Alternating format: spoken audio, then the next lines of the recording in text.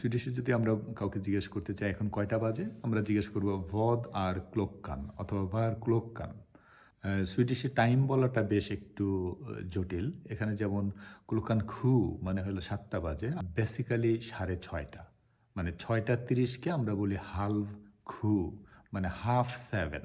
আর 7:30টা যদি আমরা বলতে চাই তাহলে আমরা বলবো হালভ অত্তা, তার মানে হলো 7.5, মানে 8 হওয়ার জন্য অর্ধেক হয়েছে মাত্র, যেটা আর কি হালভ অত্তা মানে 7:30। সো এটা কিন্তু খুব ইম্পর্টেন্ট বিষয়। আমরা বলি 7:30 মানে 7 প্লাস হাফ, আর এখানে হলো আগে।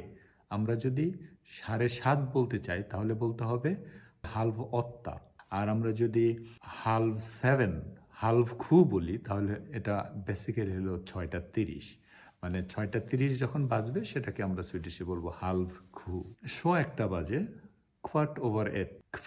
কোয়ার্ট মানে হলো কোয়ার্টার, মানে এই কোয়ার্টার মানে হলো 4/1 কোয়ার্ট ওভার খু।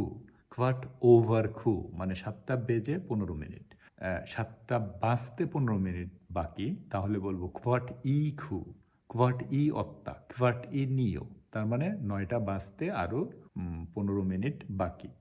এটাকে বলবো কোভার্ট ইন নিও। আর 9টা বেজে 15 মিনিট হলে সেটাকে বলবো কোভার্ট ওভার নিও।